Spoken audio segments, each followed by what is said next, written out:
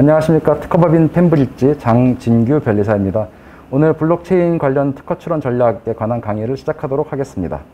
오늘 말씀드릴 목차는 이런 것 같고요. 처음에는 저희가 어쨌든 핀테크 분야가 어떤 식으로 좀 이제 글로벌리 또는 국내에서 이루어지고 있느냐 그런 부분에 대해서 간략히 소개를 드리고, 그리고 이제 특허 보통 말씀을 아마 대부분의 강의에서 잘 안 하실 텐데 왜 이제 출원을 할 때도 어떤 부분에 특히 탐지, 그러니까 어떤 사람이 제3자가 나쁜 놈이죠. 이제 내 특허를 침해를 하는지 안 하는지 이런 거를 잡아내는 부분, 그런 거 부분에 대해서 좀 관심들이 좀 약하셔서 그런 부분에 대해서 좀 사례를 소개를 드리고요. 그리고 이제 그런 부분을 감수를 해갖고 어떻게 하면 명세서를 잘 검수할 수 있는지 그런 이쪽에다 좀 중심을 두도록 하겠습니다. 많은 경우에 특허 출원 전략하면은 명세서 쓰는 방법 위주로 강의들을 많이 하셨을 거예요. 많이 접하셨을 것인데, 특허 관련해서 강의 들어보신 분들은 아마 그럴 겁니다. 근데 우리가 자동차를 잘 운영을 하려면 제가 자동차를 잘 설계하고 운전을 잘할 필요는 없습니다. 어떻게 정비소를 제가 정비사가 될 게 아니기 때문에 정비소를 잘 어떻게 이용하고 어떤 정비업소가 좋은지를 알면 되는 거지 않습니까? 그래서 특허 명세서도 마찬가지로 내가 명세서를 잘 쓸 필요는 없지만 어떻게 하면 이제 명세서를 잘 검수할 수 있는지 그런 부분이 좀 더 필요하다고 생각을 해서 이쪽으로 좀 중심을 두도록 하고요. 마지막에는 어쨌든 특허 출원이나 이런 전략들, 지식재산권 관련된 모든 것들이 어쨌든 경영활동의 일부다 보니까 시간이라든가 이런 스케줄링, 그리고 여기 맞춰서 들어가는 재무적인 부분들까지 같이 한번 말씀을 드려보도록 하겠습니다.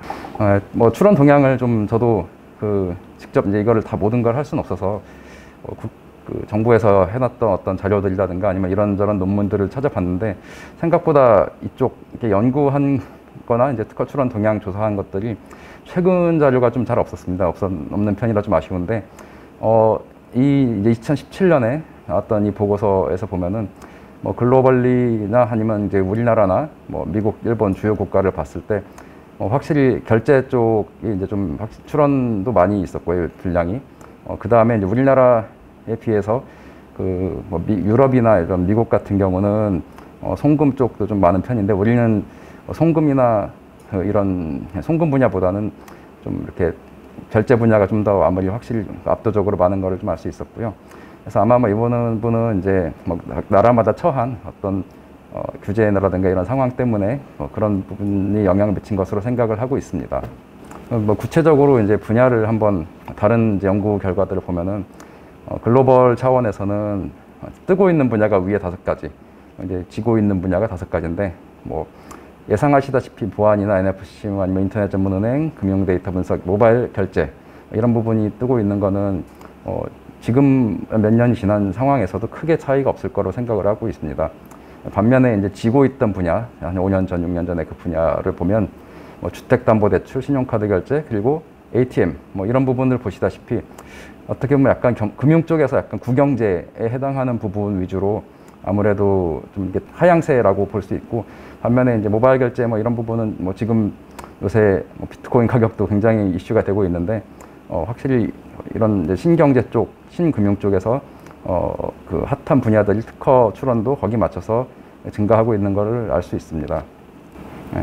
그리고 이제 우리나라로 좀 한정을 해서 보면은 이제 2가지 좀 통계적으로 유의미하게 뜨고 있는 이제 출원 분야가 보안하고 모바일 결제였고요. 모바일 결제 같은 경우나 보안이나 글로벌하고 큰 차이는 없었고, 마찬가지로 이제 좀 지고 있는 분야를 토픽 이제 20하고 1번 해서 봤을 때는 이제 온라인 상거래하고 ATM 이쪽이 있는 것으로 나타났습니다. 그래서 글로벌 차원하고에서의 어떤 큰 차이를 보이진 않았지만, 좀 ATM은 우리도 이제 글로벌하게 사업을 하고 있는 회사들이 있긴 합니다만, 그럼에도 불구하고 저 그래프 보시다시피 굉장히 많이 이제 하향세를 보이고 있는 것으로 나타냈고요. 반면에 이제 온라인 상거래도 비즈니스적으로는 이제 쿠팡이 상장을 한다든가 이런 좀 이슈들이 있었음에도 불구하고 특허 측면에서는 많이 하향을 했던 것으로 나타났습니다. 일단 전반적으로 이제 특허 출원 핀테크 분야에서 이런 이제 분위기 있다라는 말씀은 드렸고요. 근데 이제 저희가 핀테크 특허 출원을 할 때 빼놓을 수 없는 회사가 하나 있습니다. 아마존이라고 하는 그 회사인데, 사실 아마존도 그렇고 구글도 그렇고 생각보다 이 회사의 어떤 현재 위상을 생각해 봤을 때 초창기에는 그렇게 특허가 많았던 회사들이 아닙니다. 그런데 아마존도 이것도 한 2016년까지였지만 증가세를 보시다시피 2014, 15, 16 굉장히 좀 이렇게 취득 건수가 빠르게 늘어나고 있는 걸 볼 수 있는데요.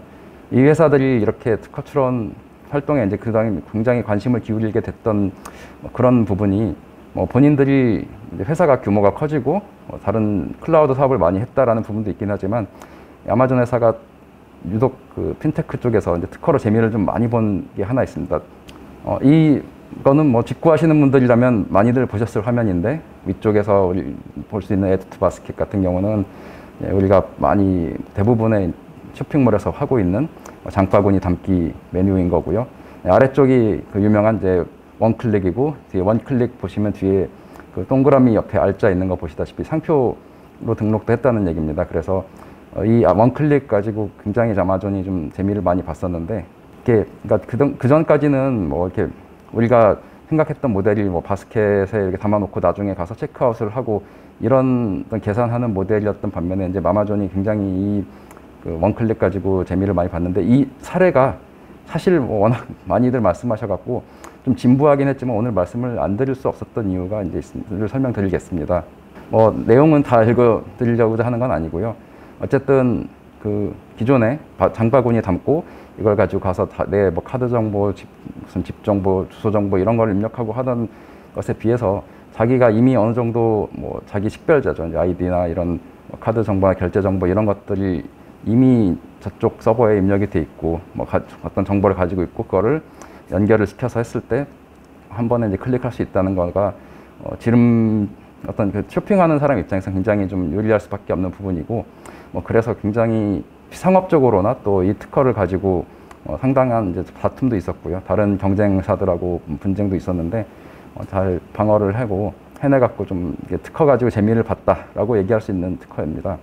그래서 이 아마존 이 특허가 왜 이렇게 여기 말씀드리냐면 여기 보시다시피 정보를 표시하고 뭐 거기에 응답해서 어떤 걸 전송하고 하는 것이 뭐 생각보다 그러니까 다른 기본적인 우리가 백엔드에서 돌아가는 그런 특허들에 비해서는 눈에 보인다는 겁니다. 내가 뭐 그 쇼핑을 하는 사람 입장이든 아니면 조금 더 이 기술을 알고 있는 어떤 엔지니어 입장이라면 조금 더 이게 어느 쪽에서 어떤 식으로 데이터가 오고 가겠구나 이런 거를 상당히 된 용어로 그 데이터 까볼 수도 있고 그런 게 어느 정도 짐작이 가고 그 증거를 잡을 수 있는 그런 그 탐지성이 굉장히 좋은 특허였거든요. 그래서 이거를 함부로 누군가가 따라하는 게 쉽지 않은 그런 부분이 있었고요. 누군가가 이거를 그 모델을 따라한다고 했을 때 저쪽에서 내 거 이 원클릭하고 비슷한 걸 하는구나라는 거를 아마존이 잡아내기가 굉장히 좋았던 겁니다. 그래서 그러니까 결론적으로 말하면 아마존의 원클릭 특허가 탐지성이 굉장히 좋았던 겁니다. 사실은 이제 아마존 말씀을 좀 드렸는데 우리나라에서 이제 우리나라 차원이 아니라 글로벌에서 특허 가지고 소위 돈 좀 만져봤다라고 하는 이제 특허들이 전자 분야에서는 딱 이제 보통 두 가지 부류로 나눕니다. 하나가 이제 통신 표준 쪽이고 하나가 이제 코덱 쪽인데요. 그러니까 제약이나 바이오는 뭐 우리 잘 알고 계시다시피 뭐 비아그라라든가 이런 약 하나 어떤 조성물 하나 가지고 블록버스터 신약이 나와갖고 한 방에 뭐 한 방이 있다 뭐 이런 부분들이 있는 반면에 전자 쪽은 사실은 이제 그렇게 하긴 힘들고요. 다만 그럼에도 불구하고 전자 쪽 뭐 아니면 소프트웨어 쪽에서 잘 되는 특허들 이제 대표적인 게 이제 두 가지가 통신 표준 쪽하고 그다음에 이제 코덱 쪽이라고 할 수가 있는데 이쪽에 이제 뭐 코덱 같은 경우는 핸드폰 하나 아니면 뭐 디스플레이 어떤 TV나 이런 거 한 대당 뭐 1달러, 2달러를 받든가 해도 워낙 대수가 한 대당 1불, 2불을 받아도 뭐 전 세계에서 팔리는 스마트 기기나 아니면 이제 어떤 코덱을 탑재한 TV 대수가 워낙 많으니까 그다음에 통신 표준 같은 경우도 뭐 셀룰라 통신 하는 어떤 기기들이 전 세계에서 팔리는 대수가 워낙 많다 보니까 그래서 이제 이게 소위 말하는 돈이 되는 면도 있기도 한데 그 돈이 되는 면을 떠나서 그 정말로 우리 기술을 썼는지 특허를 썼는지를 알아볼 수 있는 걸 탐지하기 어려우면은 전쟁을 하기도 힘들고 특허 가지고 분쟁이 일어나기도 어렵겠지만 통신 표준 같은 경우는 어쨌든 뭐 LTE가 됐든 아니면 5G가 됐든 그 표준을 지원한다는 사실만으로도 이 표준을 지원을 하니까 어떤 이 표준 문서에 나온 이런 기술을 그대로 이제 구현했다라는 게 증명이 쉽거든요. 그래서 이 표준 어떤 특허를 썼다는 것 자체가 그냥 우리가 눈에 보이지 않는 데서 돌아가기는 하지만 어쨌든 이거를 이쪽이 어떤 회사가 이거 어떤 표준을 지원한다고 했을 때는 그냥 이거 침해한 거라고 주장할 여지가 확실히 생기는 거고요. 증거를 잡기가 좋죠.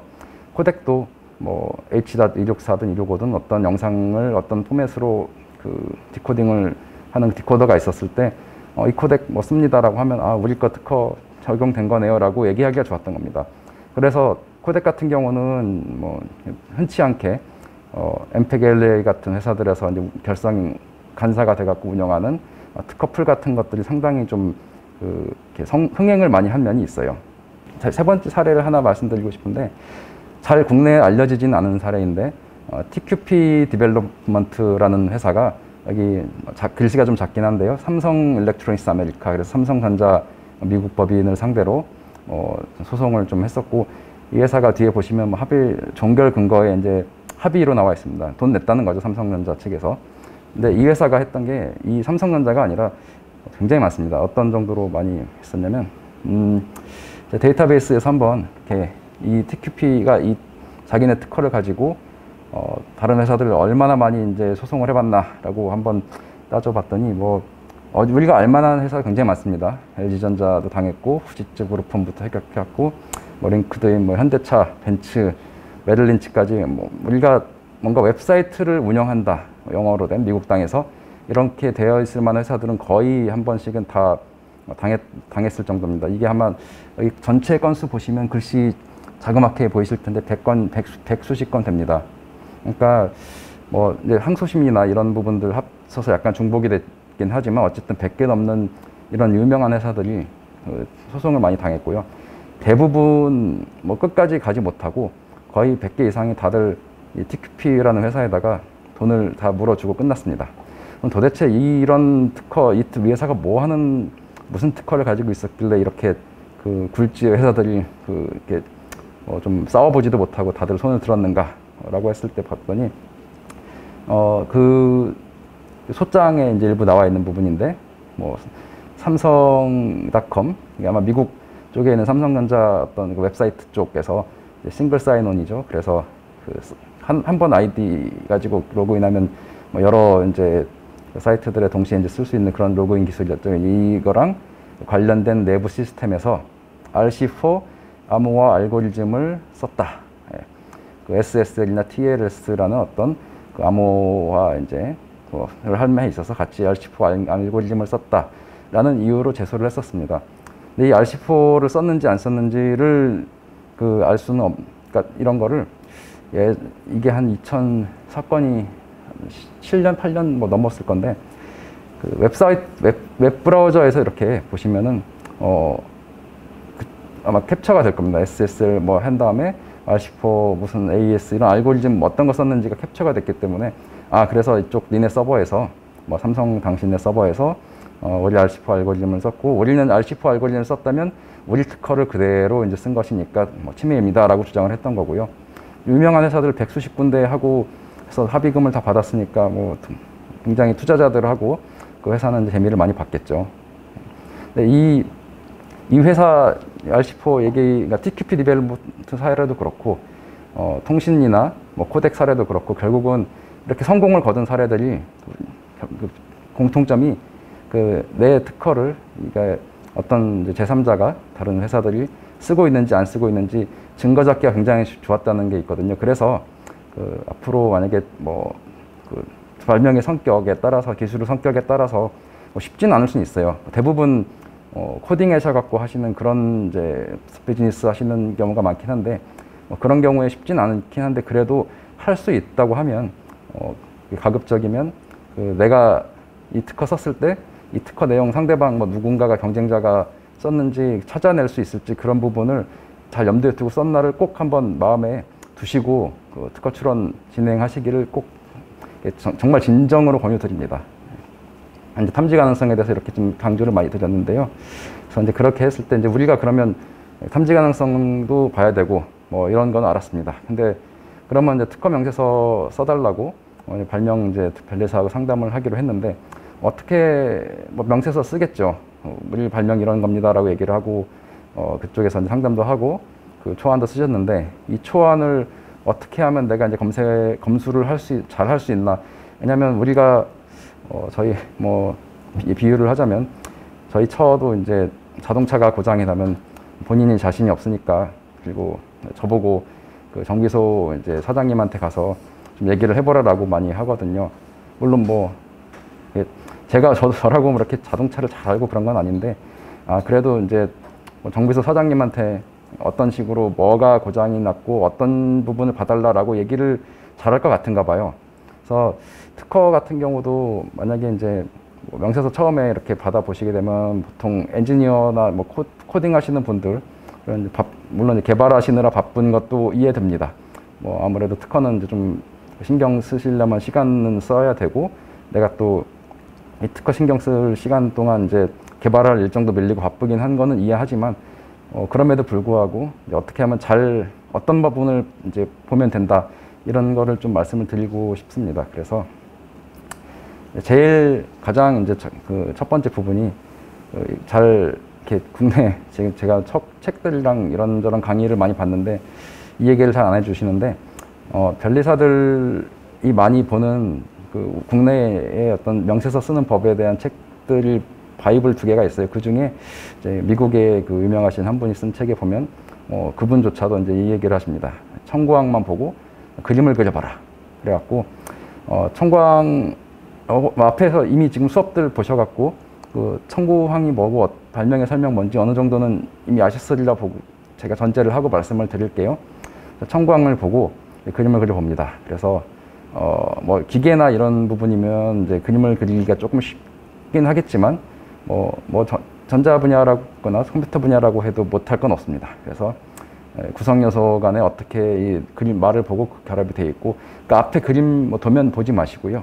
그냥 청구한 그 글만 보고 한번 그림을 그려보시는 겁니다. 그래서 딱 서로 결합 관계가 그림을 그려봤는데 뭐 중간이 끊겼다. 아니면 어떤 구성 요소는 중간에 뭐 하는 일이 없는 것 같은데 왜 있는지 모르겠다. 이런 게 나오면은 좀 이상한 부분이 있는 거죠. 그 다음에 데이터가 서로 이제 구성 요소들 간에 주고받는 부분이 있을 때는 이거 이제 어디서 어디로 가는 건지 누가 어떤 걸 주는 건지 이런 주체, 그 다음에 이걸 받는 객체가 잘 나와 있나 그 부분 한번 체크하시면 될 거고요. 그리고 가급적이면 어쨌든 핀테크 하다 보면 대부분 이제 컴퓨터가 들어가는 컴퓨터 발명이 될 수밖에 없다 보니까 컴퓨터에서 뭐 그 구체적인 이제 구성 부분을 인용하시면 좀 좋겠고요.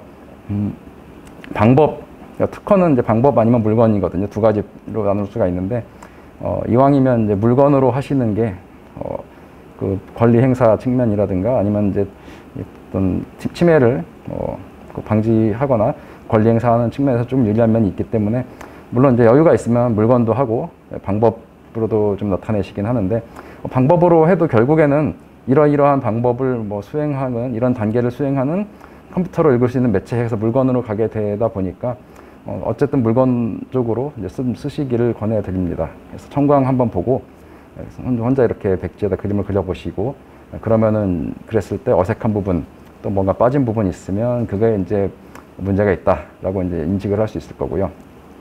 이렇게 그림을 그려봤는데 그림을 그려보니까 그림이 그려져요. 발명도 내가 생각한 대로 나와 있는 것 같은데 그럴 때 이제 마지막 단계는 그 앞에서 나온 이제 발명에 대한 이제 상세한 설명들 있잖아요. 발명의 설명. 거기에 이제 있는 내용이 다 있나, 아니면 도면에도 그 내용이 있나. 그리고 서로 분명히 보다 보면 중간에 수정하고 그러다 보면 명세서 쓰는 사람 입장에서도 이게 수정하다가 안 바꾼 데가 생길 수도 있고 그런 부분이 있거든요. 그래서 그냥 그런 거 안 맞는 부분 있나 한번 보시고, 가끔 심사관 중에는 이제 도면에만 있는데 발명의 설명에 없었다. 그런 부분 이제 있으면 그런 거 가지고 안 맞는다라고 뭐라고 하시는 분도 있어서 청구항 내용하고 발명 설명 내용하고 도면하고 순서 같은 것도 좀 맞춰보시고 그 다음에 제가 삼성 다닐 때 유럽으로 특허 출원이 이제 국내 단계 지나서 들어갔었는데 그 용어가 문제가 된 적이 있습니다.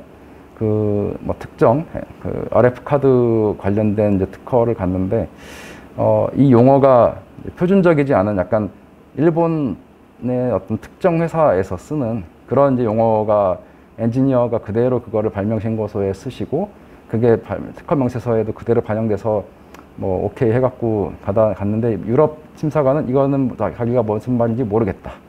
표준적인 용어가 아니다라고 얘기를 해서 거절이 나왔고요.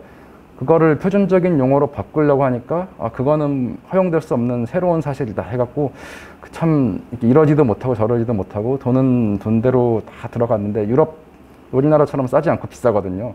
네, 그런 게 들어갔는데 뭐 이게 진보성 있고 진짜 대단한 특허인지 판단도 받아보지도 못하고 끝난 적이 있어서 그래서 용어 같은 경우도 가급적이면 우리 회사에서만 쓰는 그런 말 뭐 그런 거라기보다는 좀 이렇게 업계에서 아니면 교과서에서 쓰이는 표준적인 용어인지 한번 확인을 해보시기를 권합니다. 그리고 이제 습관적으로 명세서, 특허 명세서 쓰는 분들이 습관적으로 뭘 많이 쓰시냐면 제1 땡땡땡, 제2 땡땡땡 해서 이런 식으로 넘버링 하시는 게 많은데 제1, 제2, 제3 땡땡땡, 뭐 제_n 이렇게 하는 거는 그 두 가지, 세 가지 여러 가지 요소가 서로 바뀌었을 때 영어로는 인터체인저블 할 때 바뀌어도 뭐 기능에 어떤 뭐 구성 지장이 없을 때 쓰는 것이 바람직은 가능한 건데 서로 바뀌면 안 되는데 그냥 뭐 그 조금 이렇게 비슷한 기능을 한다고 해서 제일 쓰는 거는 그거는 이제 지양하시는 게 좋습니다. 제가 한 말은 아니고 이것도 역시 이제 특허 쪽에서는 굉장히 구루 같으신 분들이 쓴 교과서에 나와 있는 말입니다. 그래서 실제로 이게 권리 행사했을 때 제일 같은 경우는 뭐 미국 쪽 판례이긴 하지만 우리도 아무래도 판단을 서로 이제 참조를 할 수밖에 없으니까 뭐 그런 문제 생길 여지가 있고 또 우리나라에서는 괜찮다고 하더라도 글로벌 나가셔야죠. 그래서 그런 부분 고민했을 때는 가급적이면 뭐 제1보다는 좀 창작의 고통이 따르더라도 어떤 그 구성 요소의 명칭을 좀 이렇게 한번 이렇게 짜내서 써 보시는 거를 권합니다. 그래서 지금 뭐 여러 특허 핀테크 분야도 결제부터 아마 참가하시는 분들이 종사하시는 분야에 따라서 좀 결제 위주로 보시는 분도 있고 뭐 다른 부분도 있으실 거라서 제가 이제 좀 공통적인 부분을 찾아내기가 좀 만만치 않을 것 같아서 차라리 이제 검수 방법을 그러면 예를 들면 어떻게 하면 좋겠냐라고 한번 예를 가져왔어요. 그래서 좀 그래도 뭐 이렇게 기술 분야를 따지지 않고 뭐 누구나 좀 이렇게 공감을 할 수 있는 거 뭘 있을까 하다가 한 최근 몇 년 동안 이제 그 TV 보니까 외출했다 돌아오면 다들 뭐 의류관리기 옷을 외투 벗어갖고 걸어놓기만 하면 이렇게 예쁘게 털어주신다고 하는 그런 이제 관리기가 좀 유행을 했던 것 같아서 한번 그쪽 특허 이제 LG 회사에서 의류관리기라고 하나고 무슨 상표가 있더라고요. 네. 그 부분에 대한 특허 출원된 거를 실제 청구항을 한번 가져와 봤습니다. 한번 보시면 이거는 이렇게 뭐 꼭 그 기계나 이쪽 전공 안 하셔도 충분히 이해하실 수 있을 거라 있는 그런 부분이라 생각을 해서 얘를 가져왔고요. 그래서 제일 이제 처음에 나오는 독립항, 이제 제일 기본이 되는 청구항이죠. 청구항 1번 독립항을 보시면 왕복 운동되는 옷걸이대가 하나 있습니다. 옷걸이대가 있고 이게 앞뒤로가 됐든 좌우로가 됐든 이제 뭐 왔다 갔다 하나 봐요. 그래서 옷걸이대에 의류를 매달기 위한 옷걸이에 있어서 해서 이 발명이 이제 옷걸이구나, 관한 것이구나, 라고 이제 일단 전제를 깔았습니다. 두 번째 줄에 가시면 의류가 걸쳐지는 거리부. 그러니까 옷을 거는 이제 거리가 있는 거고 옷걸이에.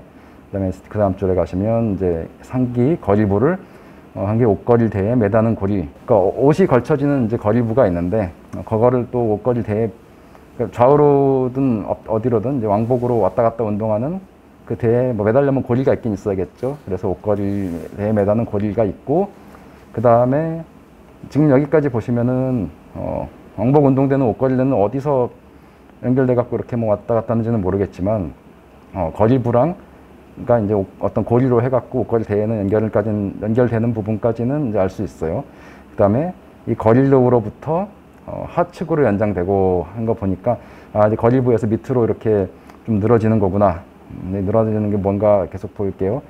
그 옷걸이가 대가 왕복 운동할 시 탄성적으로 휘어지며, 그래서 밑으로 연장되는 이 어떤 구성 요소가 이렇게 왔다 갔다 하면은 좌우로 떨리면 이게 뭐 뻣뻣하지 않고 이제 약간 흔들흔들 하면서 이게 휘어질 수 있나 봐요. 그런 휘어지며 의류를 타격하는, 그래서 이게 왔다 갔다 뭐 이렇게 플라스틱 자 같은 거라고 해야 되나요? 이렇게 왔다 갔다 하면 이제 흔들흔들 하면서 의류를 타격한다고 했으니까 옷을 때려서 이제 먼지를 털어주는 건가 봅니다. 그래서 이렇게 밑으로 내려가고 이제 그 탄성이 있어갖고 옷을 때려줄 수 있는 먼지떨이봉인데, 이게 거리부에서 밑으로 연장이 되는구나 해서 이런 거가 포함되는 옷걸이에 대해서 그 청구항이랑을 이제 기재를 했습니다. 그래서 이거를 저도 선입견을 갖지 않고 한번 그림을 그려봤어요. 보시다시피 여기 이제 옷걸이 대가, 사실 대 하면은 우리 한자 아마 국어사전 찾아보시면 어떤 막대기를 뜻하는 대도 있고, 일본말로는 다이라고 하시는데, 당구대 하실 때 이런 널찍한 평평한 것도 대라고 할 수도 있는데, 무대할 때도 그 대자죠. 사실은 옷걸이 대보다는 뭔가 좀, 아니면 대를 한자를 옆에 같이 써주셨으면 더 명확하긴 했을 텐데, 뭐 이 내용 전체로 봐서 뭐 옷걸이 발명의 설명 보시면 뭐 이거는 누구든지 충분히 공감할 수 있을 부분이니까 그렇게 뭐 큰 오류가 있다고 생각하진 않았고요. 그래서 이제 이런 옷걸이대가 있고, 아까 말씀드린 것처럼 거리부, 옷을 걸려면 뭐 거리부가 있는데, 사실 거리부가 꼭 이런 삼각형으로 생겨야 된다라는 뭐 그런 건 없었는데, 이제 저도 이 앞에 보시다시피 옷걸이에 있어서라고 했으니까, 옷을 거니까 기본적으로 뭐 상식적으로 뭐 거리부는 이렇게 생길 것이다, 뭐 이 정도 상상은 가고요. 그다음에 거기에 어떤 고리가 있다고 했으니까 고리 이렇게 그렸고, 거리부에서 아래로 떨어지는데 하측으로 연장되는데 탄성이 있다고 하니까, 이게 뭐 탄성을 제가 뭐 그림으로 나타낼 수는 없어갖고 그냥 이런 식으로 뭐 이렇게 흔들흔들하면 휘어질 수 있나 보다라고 상상을 했습니다. 그래서 이제 이게 이만큼을 제가 아까 말씀드린 그림을 그려보는 명세서 검수법에 따라서 한번 그림을 그려본 청구항이랑이고요. 이 특허의 실제 도면을 한번 가져와 봤습니다. 실제 도면 보시면 뭐 옷걸이 되는 이제 이 도면 중에 일부니까 여기 안 나와 있지만, 뭐 위에 스타일러스 이런 전체에 뭐 이게 흔들흔들 하는 게 있겠죠. 이 옷걸이에 관한 건데, 고리도 비슷하고, 거리부도 조금 그림은 하고 이제 비슷한 것 같고, 이거는 이제 종속항 1항 말고 다른 부분까지 있다 보니까 이런 식으로 그 먼지떨이봉이 2개 들어가 있는 걸 나타낸 건데, 어쨌든 제가 생각했던 아마 하나는 일단 없다고, 532번 없다고 생각해 볼게요. 531번 하나 정도 이렇게 있다고 했을 때 밑으로 떨어지는 먼지떨이봉인데, 여기는 이제 직각으로 나왔지만 흔들흔들 하게 되면 이제 뭐 탄성이 있어갖고 옷을 떨어줄 수 있나 봅니다. 그래서 그럭저럭 그 그림을 보고 청구항만 보고 그림을 그려본 거랑 실제로 발명자 생각한 거랑 좀 꽤 비슷하게 나온 것 같습니다. 그래서 이 특허는 뭐, 그리고 고리가 어디에 결합이 되고 거리부에 결합되고 먼지떨이봉이 어떤 식으로 밑으로 가는지 이런 부분도 뭐 그린 거랑 잘 매칭이 되는 것 같고, 또 뭐 고리랑 먼지떨이봉이 서로 완전히 떨어져 있다든가, 뭐 거리부가 어디 완전히 있다든가 이런 부분은 없어요. 그래서 이렇게 구성 요소들 간에 얘랑 이거랑 서로 간의 이제 결합 관계도 잘 나타내서 청구항이 작성이 된 것 같습니다. 좀 배경 기술이 완전히 나오지 않았긴 한데, 옷걸이대까지는 이제 제가 그림을 그리긴 했는데, 뭐 일단 여기서 앞에 청구항 1은 이 옷걸이에 대한 것이었긴 하니까, 이게 어떻게 연결되는지는 뭐 다른 청구항들 보시면은 좀 더 명확하게 뭐 나타내서 확인하실 수 있으리라 생각을 합니다. 한번 이런 식으로 검수를 하면 되겠구나. 그래서 이거는 이제 지금 기구에 관한 부분이긴 한데, 만약에 핀테크 쪽 종사하시면은 보통 아마 서버 뭐 클라이언트 쪽 나오고, 아니면 중간에 어떤 게이트웨이 나오고, 이런 부분들을 뭐 네모 그림, 이런 그림들 많이 그리시잖아요. 그런 거 가지고, 그 다음에 데이터가 어떤 식으로 오가고 하는 거는 이제 화살표 이런 거 가지고 해서 한번 그림을 그려 보십시오. 그러면 내가 생각했던 것보다 중간에 동떨어지는 구성 요소가 나오는지 안 나오는지, 또 서로 어떤 게 어디서 왔다 갔다 하는지 좀 확실히 구분이 되실 거고, 이런 거가 잘 체크가 되면 심사관도 심사할 때 뭐 이 데이터가 어디서 누가 주고 받는다는 것인지 불명확합니다. 알 수가 없습니다. 이런 거절 이유 나올 확률도 확 떨어집니다. 이런 검수하는 법 하나 좀 말씀을 드렸고요. 이제 특허 출원 이제 명세서 받으신 거 검수를 했으면 뭐 출원을 했으면 그 다음부터는 뭐 출원 전략이니까 이것도 좀 같이 말씀을 드릴게요. 대부분 초기 기업이시면은 이제 당장 그 뭐 서울산업진흥원이 됐든 아니면 지식재산센터 또 각 서울시 자체 또 지방에 계신 분들은 뭐 저도 제주에 있습니다만 뭐 지자체나 아니면 지역 지식재산센터 이런 지원 사업들 많이 찾아보실 거고 뭐 그런 IPD들부터 이런 것들 이제 보실 텐데 출원을 처음에는 바쁘시고 신경 못 쓰시니까 이제 어떻게 아는 특허사무소 이렇게 섭외하셔갖고 어떻게 뭐 허덕허덕 하루하루 힘겨우시죠. 이제 출원하시고 출원하고 하는 것도 시간도 뭐 많이 좀 이렇게 부담스러우시고 비용도 부담스러워서 이렇게 출원까지 해놓고 나는데 생각보다 저는 그렇게 느껴지지 않는데 변리사 업무를 하고 있으니까 아마 사업하시는 분들 입장에서는 그 다음에 막 뭐 해야 된다고 하고 뭐 이런 연락 오고 굉장히 금방 느껴지실 거예요. 빠르게 느껴지실 거예요. 네, 그래서 한번 이런 이제 좀 부분들이 경영에도 그렇다고 특허 뭐 스타트업이 특허 특히나 그 IT 쪽 관련해 갖고 그 뭐 목적이 어떤 쪽이 됐든 관심을 안 두실 수는 없으니까 그래서 경영 차원에서도 신경을 안 쓰실 수 없기 때문에 한번 그 부분을 어떻게 해야 될지 좀 설명을 드려볼게요. 스케줄링하고 재무 말씀을 드리는 거는 이게 예전 자료긴 한데 심사 요즘은 많이 줄었다가 다시 늘어났습니다만 이제 주황색이 특허거든요. 뭐 한때는 2010년 이때는 출원해놓고 나면은 심사관한테 뭐 이게 대부분 안 된다죠. 이래서 특허 못 줍니다라는 뭐 그런 아니면 아주 낮은 확률로 그냥 바로 특허 등록 결정하겠습니다 하는 거를 출원이란 걸 해놓고 받는 데까지가 한 18개월씩 걸렸었어요. 그게 점점 줄다가 특허청장님 바뀌면서 좀 다시 심사를 잘해라 해갖고 이때보다는 뭐 줄어들다 다시 늘어나긴 했습니다만 어쨌든 한 1년 좀 안 되는 기간을 바라봐야 되고요. 상표나 디자인 같은 경우도 반년 이렇게 길게는 뭐 물론 이제 심사관의 어떤 사정이나 이런 것들 때문에 달라질 수는 있긴 한데 어쨌든 내가 출원하고 2달, 3달 만에 나오진 않아요. 근데 나는 개업은 이미 해야 됐고 또 어디 가서 내 발표는 해야 되고 그러면은 이거 이제 특허 출원 안 해놓고서 출원해놓고 그 발표는 해야 되는데 아직 뭐 어디 다른 지원 사업 다음 단계 나아가려고 하는데 등록 같은 거 이런 거 하는 데까지 시간도 있고 그다음에 이 시간이 되면은 거절 이유를 한번 이제 받게 되면 뭐 거기에 대해서 대응도 하셔야 되고 뭐 그렇게 해서 언제쯤에 등록이 돼야 우리가 또 뭐 다음 뭐를 할 수 있고 이런 사업 계획이 있으실 거예요. 그래서 이 정도 걸린다라는 거를 늘 염두에 두시고 그 좀 뭐 만약에 천천히 해도 된다 그러면 뭐 심사를 좀 천천히 이렇게 청구를 천천히 하신다든가 아니면 뭐 빨리 해야 된다 그러면 이거보다 당기는 방법도 있습니다.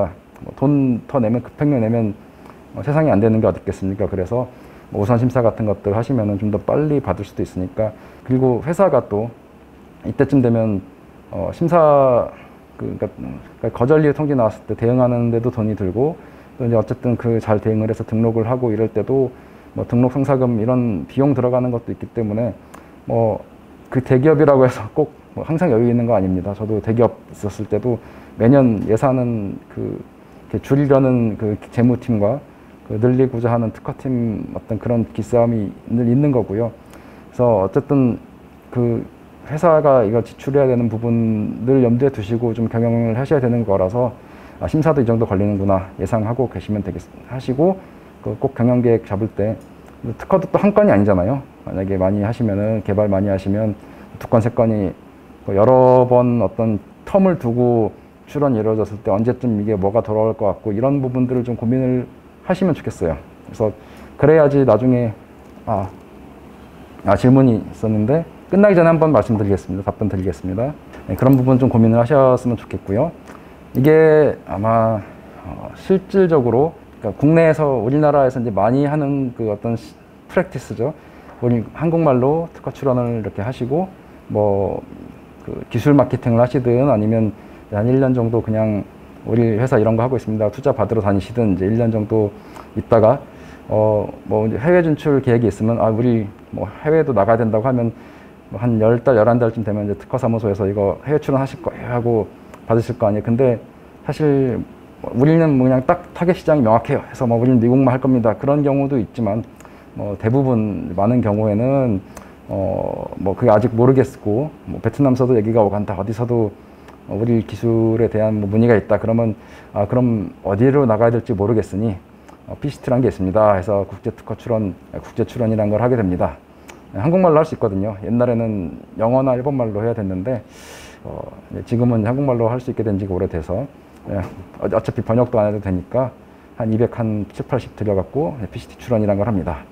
그럼 이걸 하면 이제 조금 이제 수명이 그러니까 뭐 기간이 좀 연장이 되죠.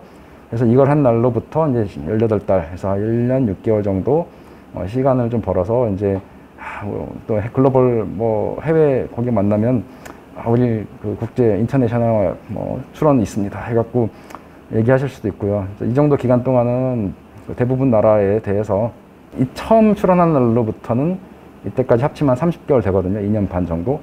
이때 될 때까지는 뭐 그동안 이제 국내에서도 좀 이렇게 투자도 받으시고 매출도 일으켜서 비용 그리고 또 어느 나라에 이제 갈지 어느 정도 그때쯤은 감이 옵니다. 그때쯤 돼서 이제 번역도 하시고 해갖고 들어가시는 이런 케이스가 이제 좀 제일 많이 하시는 것 같고요. 드물게는 아예 처음부터 뭐 우리는 뭐 그냥 원래 타겟이 뭐 일본어권입니다. 아니면은 아예 그냥 뭐 바로 글로벌로 나갑니다 해서 처음부터 한국말로 PCT를 시작을 하시는 분들도 있어요. 뭐 이때부터 어차피 30개월이니까 이때부터 그냥 우선권 주장 없이 그냥 이렇게 쭉 30개월 똑같으니까 그냥 처음부터 그리고 영어로 하시는 분들도 있어요. 아주 드물게. 그래서 이제 뭐 장점은 있겠죠. 뭐 영어로 해놨으니까 그 해외 외국 사람들이 보기에도 우리 뭐 특허 뭐 이렇게 당신의 기술 뭐냐 했을 때 우리 특허 이거 있고 PCT 번호 몇 번 봐라 하면 이제 좋은 점이 있겠죠. 그러니까 이런 어떤 전략을 나가실지에 따라서 언제쯤 얼마가 들어간다 이런 부분들이 달라지기 때문에 그 회사 이제 어떤 경영 마케팅 그다음에 기술 전략 로드맵하고 그다음에 재무적인 거 하고 뭐 특허하고도 좀 이렇게 스케줄링을 맞춰 보시고 경영 전략 짜실 때 참고를 하시면 도움이 될 거라고 생각을 합니다. 그래서 이게 이제 스케줄링 꼭 한번 확인하시라는 거고요. 이게 해줘야 될 게 그래서 국내 이제 외에 출원하는 거, 등록하는 거, 중간에 어떤 대응하는 거, 길들을 한번 보셔야 되고, 이게 또 이제 어쨌든 돈 들어가는 일이죠, 모든 게. 그래서 재무하고 회계적인 부분도 보셔야 되고, 이게 또 뭐 기술 개발도 뭐 방향을 바꿀 수도 있고, 뭐 또 이때쯤에 뭐 나올 거니까 특허가 뭐 나오고, 이런 어떤 건이 언제 나가고, 이런 부분들이 한번 같이 좀 이렇게 엮어서 가야 되기 때문에 이 세 가지 축을 보시면서 그냥 그렇게 하시면 좋다라고 이렇게 말씀을 드려도 아마도 하시다 보면은 경영하시다 보면 이거 뭐 벌써 돌아왔냐 뭐 벌써 뭐 해외 나갈 때가 그렇게 빨리 됐냐 얼마 드는데요 이렇게 하시고 지금 뭐 좀 회사가 좀 쉽지 않은데요 이런 경우가 많긴 해요. 근데 어쨌든 알고 맞는 매랑 이제 모르고 맞는 매가 다르니까 이 정도는 미리 좀 그 매년 이제 연말마다 내년에 어느 정도 매출하고 어느 정도 돈 쓸 거다 보시잖아요. 그래서 한번 확인을 하시고 가시면은 그래도 좀 낫지 않을까라고 생각을 하고 있습니다. 그 특허 뭐 그 꼭 하셔야 되고 말아야 되고 뭐 제가 변리사하고 특허법인에서 근무해서 꼭 뭐 이렇게 특허를 하셔라라고 하시는 건 아니에요. 근데 꼭 당부드리고 싶은 말씀은 그 사실 핀테크나도 그렇고 뭐 AI도 그렇고 코딩하고 나셔서 뭐 하시면 프로그램 짜면 바로 그 자체로 저작권 그냥 발생하는 거고요. 뭐 저작권위원회 등록 안 한다고 해서 저작권 발생 안 하는 것 아니거든요. 네, 특허로 받으려고 하면은 뭐 이렇게 그 변리사 수임료도 받으셔야 되고 뭐 명세서 아까 말씀드린 대로 이런 것도 신경 써야 되고 뭐 누군가 이거 침해하네 안 하네 이런 것도 계속 봐야 되고 중간에 해외도 나가려면 뭐 저작권은 그런 거 없거든요. 뭐 우리나라 등록하는 거 하나도 상관없이 내가 그냥 만들면은 바로 발생하고 글로벌리 그냥 쓸 수 있는 권리가 되는 반면에 특허나 이런 상표 디자인도 마찬가지지만 하면은 그냥 이거를 요건을 심사까지 받아야 되고 이런 거 해야 되는데 왜 굳이 해야 되냐라고 말씀을 드리긴 하는데 그러니까 물어보시는 분들도 있어요. 근데 일단은 뭐 몇 가지, 그러니까 산업재산권 특허 실용시나 디자인 상표는 산업재산권이라고 하거든요. 저작권이나 뭐 다른 이제 부정경쟁 방지 이런 쪽은 뭐 그 산업재산권이 아닌 지식재산권의 일부인데, 입증의 문제가 있습니다. 첫 번째. 그래서 상표도 그렇고 뭐 특허도 그렇고 이 상대방이 뭐 우리는 모르고 뭐 순수하게 우리가 직접 내가 그냥 나는 당신 거 모르고 창작했습니다. 뭐 내가 스스로 그냥 만들어서 똑같이 우연히 만든 건데 당신 거랑 같네요. 이게 안 돼요. 그러니까 당신이 뭐 그렇게 아무리 순수하고 그 착한 의도로 뭐 이거를 만들어 썼더라고 하더라도 내가 이제 특허 미리 받았고 뭐 이런 상표를 받았고 하면 비슷하면은, 아니면 이제 특허 같은 경우는 그 침해욕 판단해갖고 했을 때 침해 맞으면 그럼 당신 침해, 이게 되는 거거든요. 부정경쟁이나 이런 쪽에서는 부정한 어떤 목적이나 이런 인식 같은 것도 좀 필요로 하고, 그러니까 요구를 하는 면이 있고요.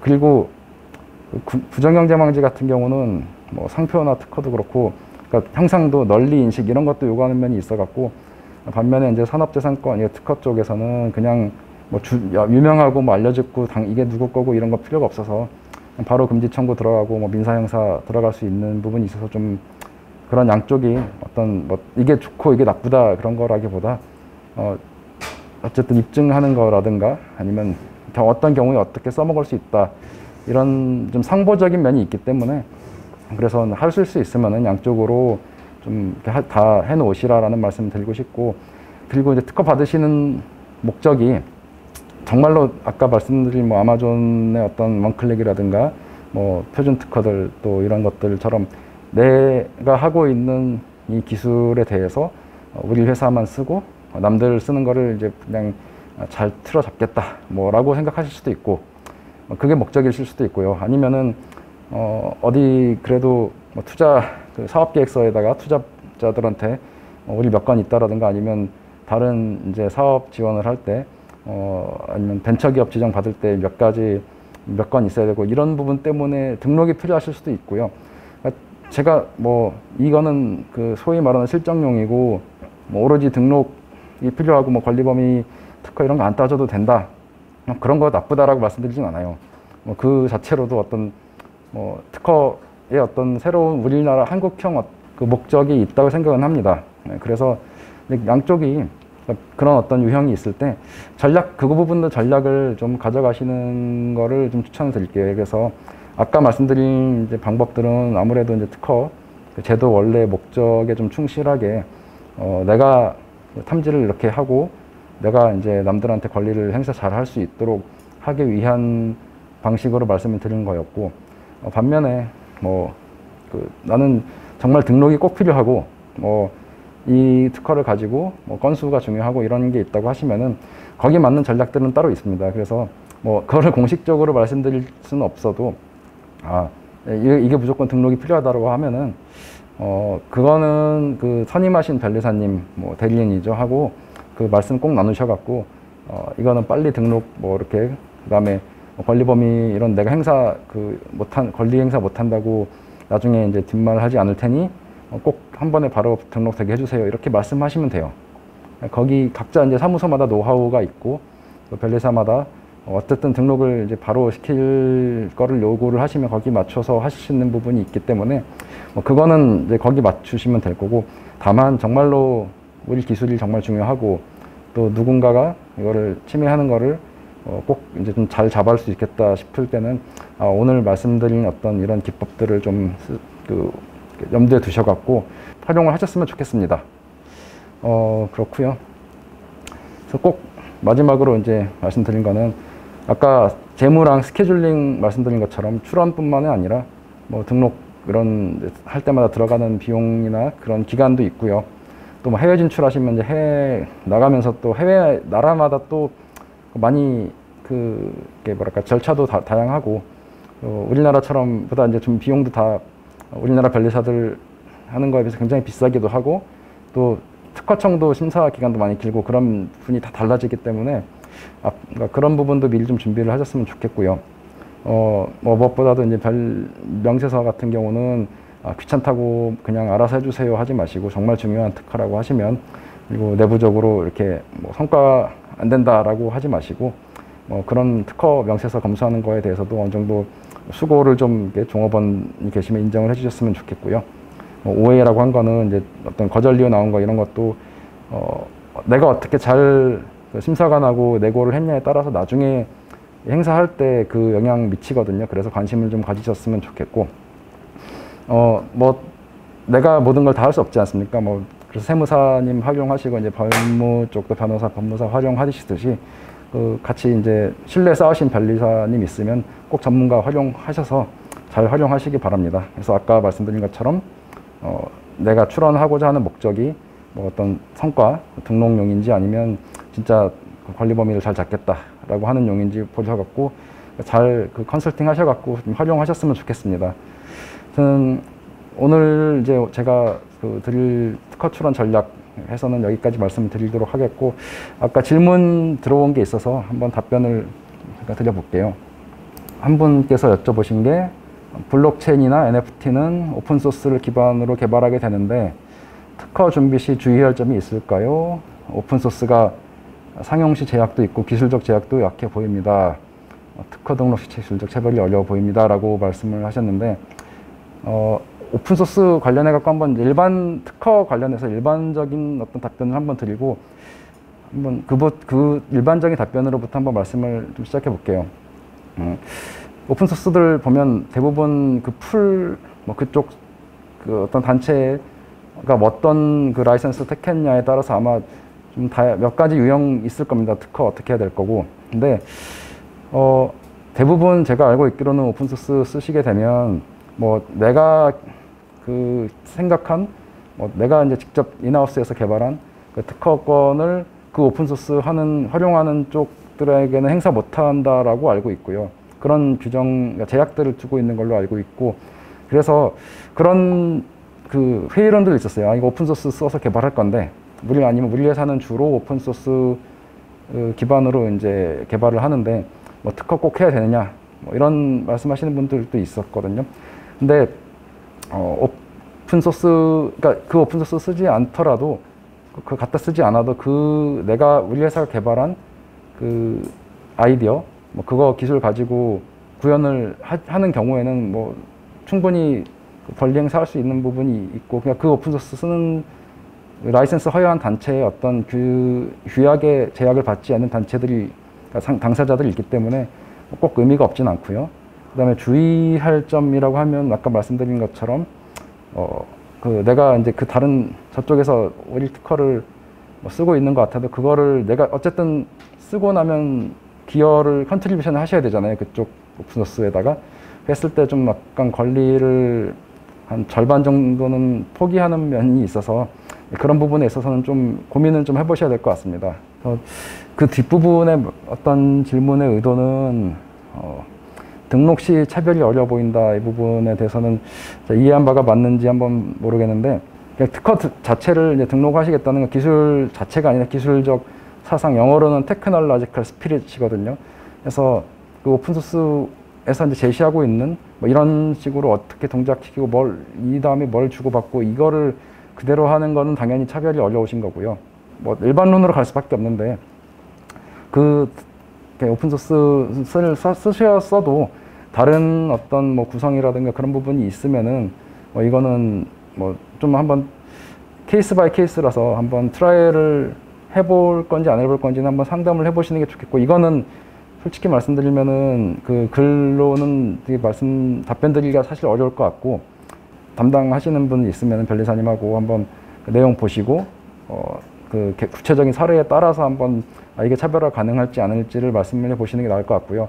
다만 이게 특허 될 만한 게 있다고 했을 때 이거를 컨트리뷰션을 이제 할 건지, 아니면 이거는 우리가 좀 그래도 저쪽 오픈소스 진영하고 등을 지더라도 특허권을 좀 이렇게 그러니까 활용을 권리 행사를 할 수 있는 방향을 나중에 좀 전략을 가져갈 건지는 경영적인 측면에서 좀 확인을 해보셔야 될 것 같습니다. 네, 오늘 하여튼 제일 마지막 시간까지 좀 수업하시느라 수고 많으셨고요. 향후에 이제 아까 말씀드린 대로 궁금한 거 있으시면은 저희 그 연락처나 이메일 보시고 질문 주시면은 성심성의껏 답변해 드리도록 하겠습니다. 오늘 장시간 수업 받으시느라 고생하셨습니다. 감사합니다.